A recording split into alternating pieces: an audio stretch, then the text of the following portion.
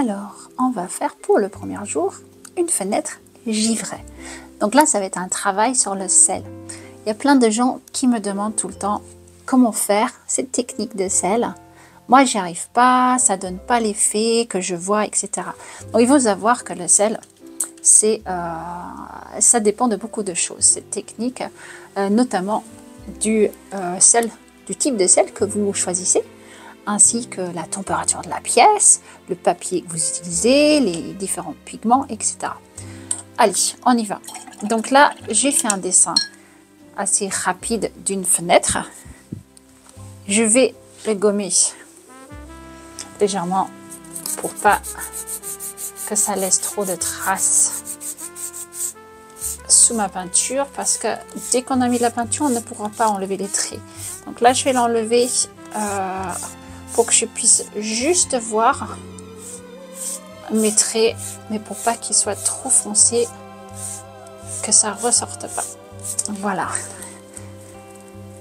Alors, ce qu'on va faire, c'est qu'on va... Donc là, comme j'ai pris un morceau de papier assez petit, je vais prendre le pinceau plus petit. Donc là, il s'agit d'un Black Velvet taille 8. Mais il faut savoir aussi que les tailles des pinceaux sont différents chez tout le monde. Donc là, on va travailler un petit peu mouillé dans le mouillé. Donc, je vous invite de remplir les petites fenêtres ici avec de l'eau claire. Alors, il ne faut pas en mettre des tonnes. Il faut que ça soit juste assez pour que les pigments se diffusent. Je vais commencer juste avec les premiers en haut, les deux premiers en haut. Donc là, je penche ma tête un petit peu pour voir si c'est mouillé partout.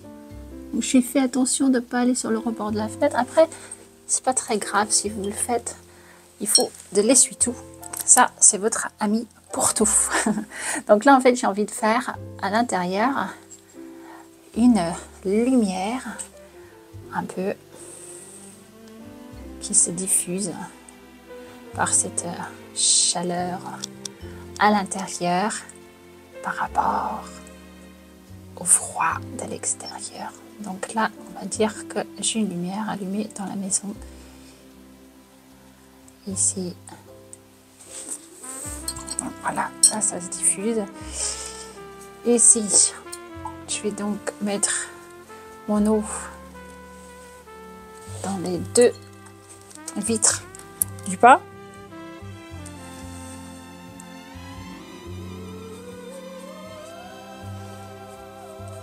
Là, ça se diffuse juste ce qu'il faut.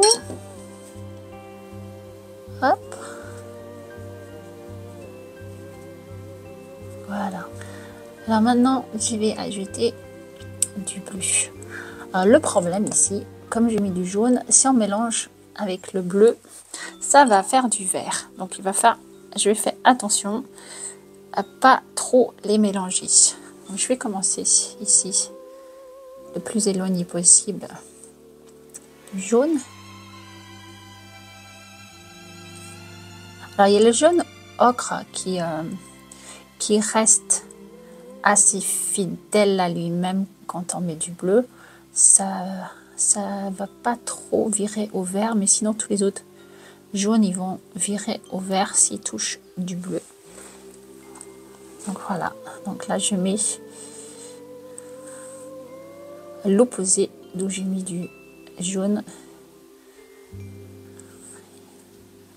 Ici, donc les reflets du dehors où il fait froid. Donc là, comme ça a un peu plus séché, ça se diffuse pas dans le jaune. Vous voyez là, c'est encore humide, mais c'est pas mouillé, donc ça va pas fuir partout dans le jaune. Ok. Là, c'est pas mal. Alors, en bas, je vais ajouter un peu de bleu plus foncé. Donc, je mélange un peu de gris de pain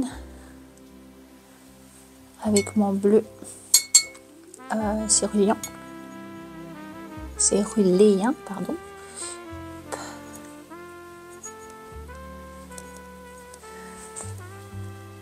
je vais mettre en bas, là où il y a le moins de lumière. Ici. Donc déjà, ça se diffuse bien. On dira déjà que c'est joli. Voilà. Donc super. Donc là, j'ai un petit peu débordé. Je vais réessayer de rattraper le coup. Donc je rince bien mon pinceau. De l'eau claire. Je teste qu'il n'y a aucune couleur qui sort. Donc non, là c'est bien propre. Je viens rapidement mettre un peu d'eau ici.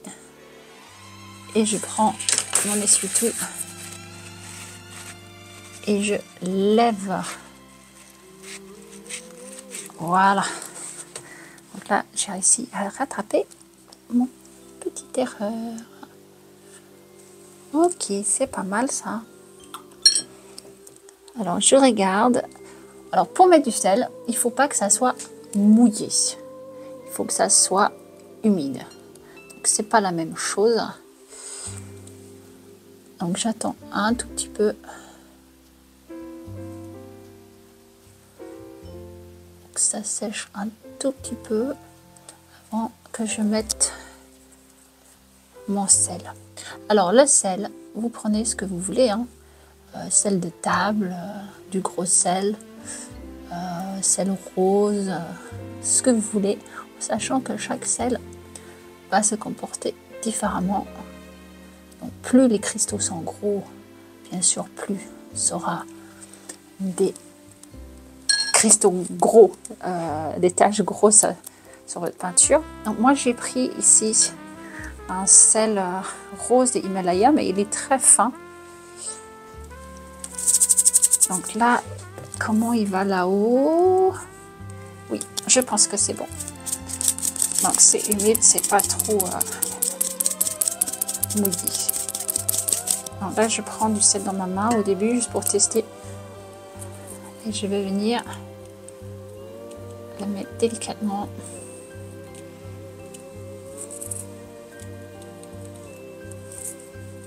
Voir comment ça réagit déjà.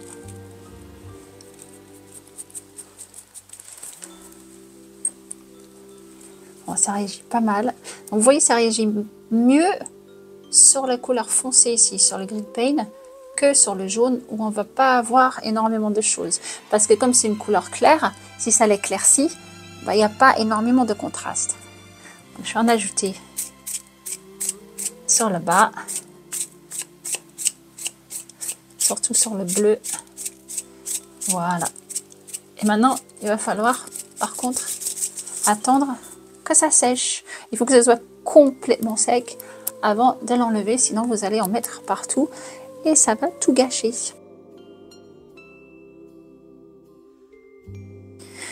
Voilà, je pense que c'est sec. Je vais juste vérifier délicatement. Oui, c'est sec. Donc pour enlever le sel, c'est mieux de le faire avec une petite brosse ou un petit pinceau.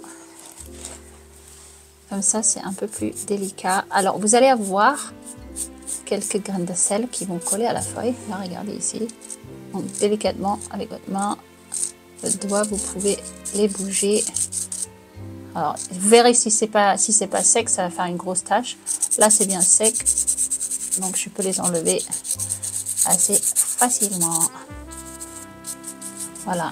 Donc là, je vais les mettre à la poubelle.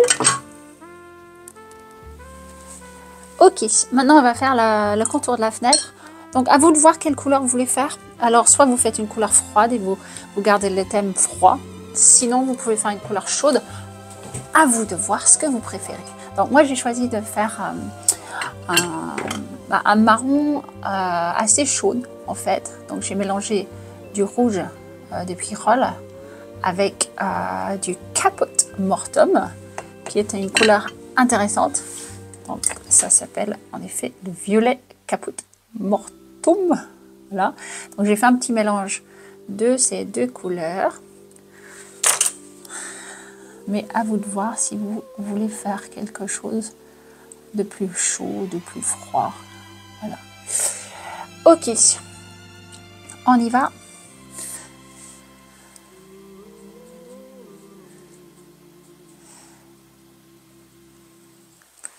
Donc je fais les contours de ma fenêtre.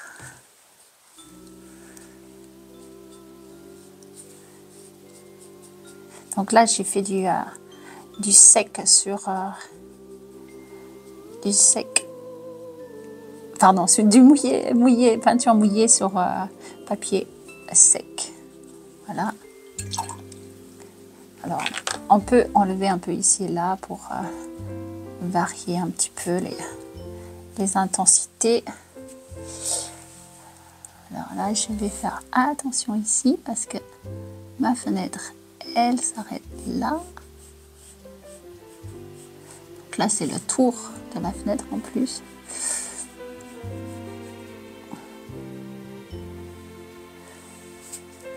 Hop.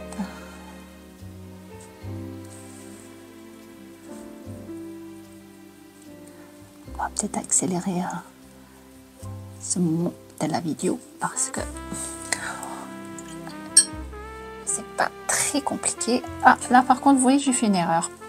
Chaque fois, je me fais avoir. Donc, j'ai commencé côté droit alors que je suis droitière.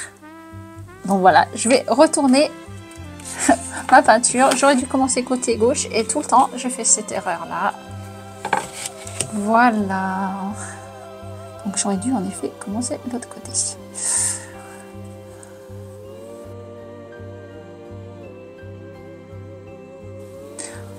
Puis, j'ai envie de changer un peu la couleur ici. Allez, on va mettre un peu d'orange pour varier. Et j'ai encore fait la même erreur, vous avez vu, vous avez remarqué? Et pourtant, ça fait longtemps que je peins, mais chaque fois, je me trompe. Ok, bon, ben je vais retourner ma peinture. Voilà. Alors, soyons intelligents. On va finir ce côté-là.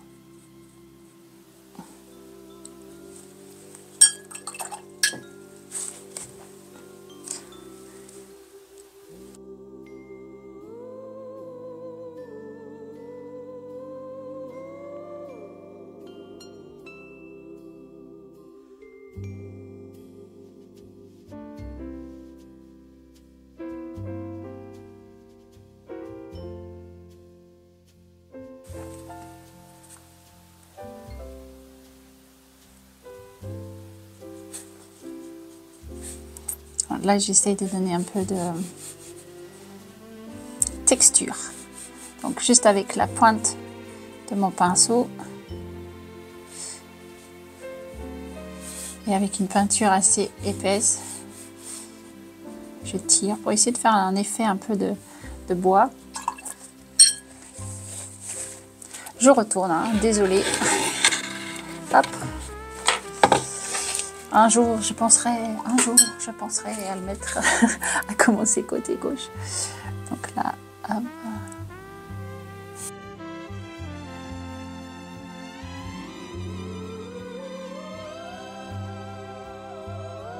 Je tourne encore. Il ne faut pas avoir peur de tourner votre peinture. Donc justement, c'est pour ça que c'est bien de mettre sur une petite planche. Là. Vous pouvez faire en plexi, prendre une planche en plexi.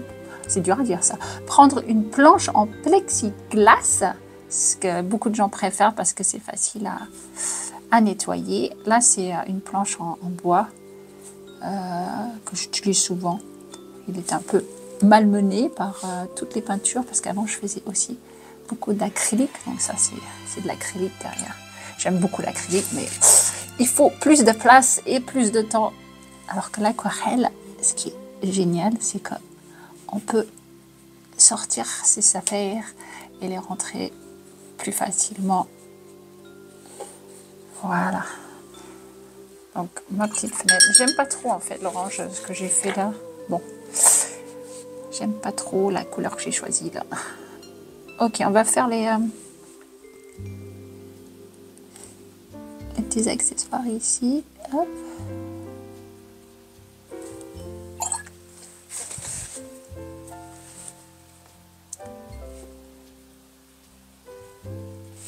Voilà, c'est vraiment une peinture très rapide hein, parce que le but, ce n'est pas de faire un chef-d'œuvre, c'est bien de s'amuser et de prendre du plaisir tout en ayant quelque chose à la fin. Donc là, sur les coins, sur les bords des vitres, ça va être plus foncé. Ah, il y a un petit bout de sel qui s'est échappé là. Ah, il y en a deux autres. Hop.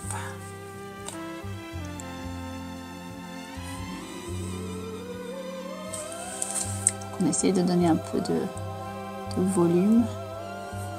Ici, là il y a moins de lumière.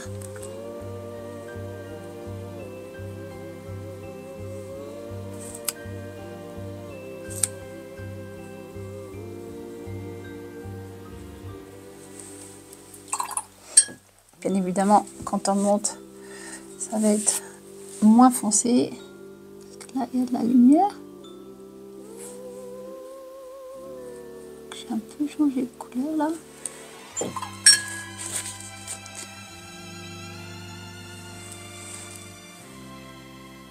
crois que là, on change un petit peu cet orange. Je vais mettre un peu de marron.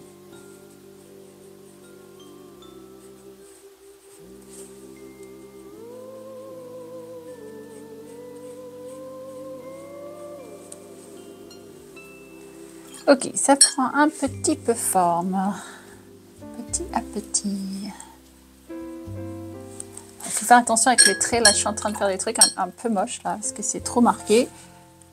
Essayer de, voilà, mélanger un peu, pas que ça soit des traits trop durs, voilà. Vous voyez, c'est de l'eau. Enfin, mon pinceau, il n'y a presque pas d'eau dessus. Je l'ai rincé, je l'ai essuyé un peu, mais il y a quand même, c'est quand même humide. Donc quand je touche la peinture, ça le tire un peu. Vous voyez, ça fait des bordures moins dures. Voilà.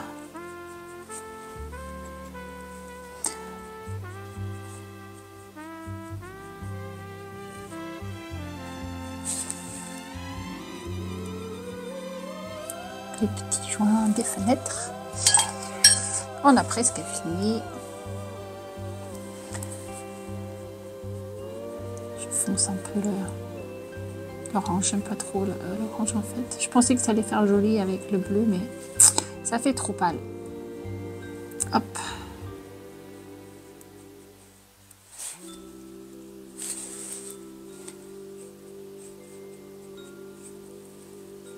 Là, j'essaie d'avoir un effet un peu de bois. Bon, on va pas se perdre dans les détails parce que si on se perd dans les détails, on va prendre très longtemps à faire une peinture, alors que le but c'était pas de prendre longtemps, c'était de faire des peintures assez rapides pour le challenge. Donc on va pas se prendre trop la tête. Je dis ça, mais j'arrête pas en fait. Hop.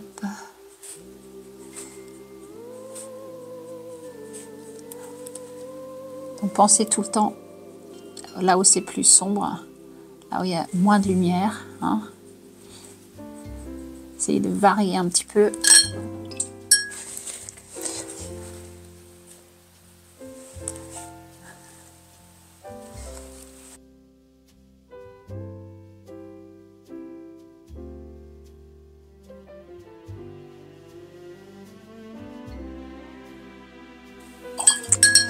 Allez, encore un tout petit peu et après j'arrête.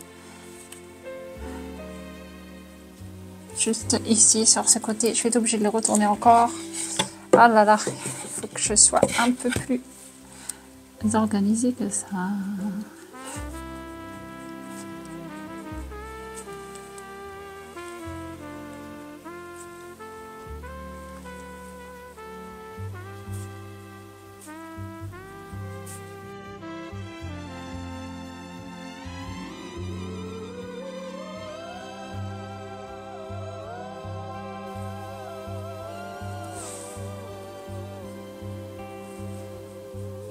Et voilà. Alors, le petit mur en bas. Pareil, on va le faire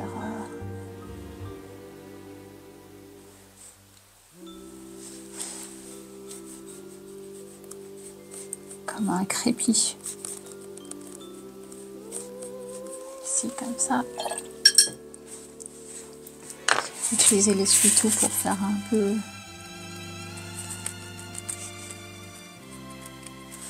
tâche comme ça. Voilà.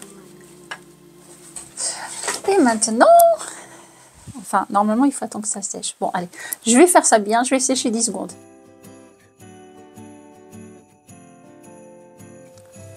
Ok, voilà, donc petite peinture rapide.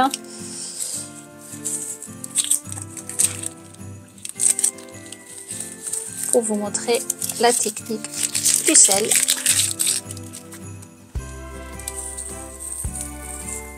Fais attention quand on retire le ruban de masquage, ça peut déchirer les feuilles. Bon, là c'est du papier arche, en général ça déchire pas du tout le papier arche. Si vous avez un autre papier, ça risque de déchirer. Donc petite astuce, vous pouvez le coller, par exemple sur ce vêtement comme ceci, et le décoller plusieurs fois comme ça, avant de le mettre sur votre dessin. Donc voilà, ça c'est numéro 1, fenêtre givrée.